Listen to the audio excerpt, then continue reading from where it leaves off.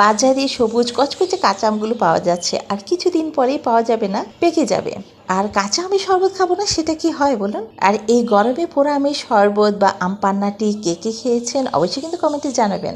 তো এই আম পান্না বা পোড়া আমের শরবতটি তৈরি করার জন্য প্রথমে আমগুলো ভালোভাবে পানি দিয়ে ধুয়ে তারপর আমের গা থেকে পানিটা ভালোভাবে মুছে নিয়ে আগুনে পুড়িয়ে নিতে হবে। তারপর আমগুলো ঠান্ডা হওয়ার পর আমের গা থেকে খোসাটা ছাড়িয়ে নিয়ে একটা চামচের সাহায্যে আমের পাল্পগুলো আটি থেকে আলাদা করে নিতে হবে। তারপর এই আমের মধ্যে দিতে হবে চিনি, বিট লবণ, ভাজা জিরার গুঁড়া এবং সামান্য একটু মরিচের গুঁড়া দিয়ে ভালোভাবে মিশিয়ে নেব। এরপর যে আপনার ব্লেন্ড করে নিতে পারেন, তবে আমার কোনো প্রয়োজন নেই। আর এভাবে মিশিয়ে নিলেই তৈরি হয়ে যাবে দারুণ মজার টক ঝাল মিষ্টি পোড়া আমের চাটনি।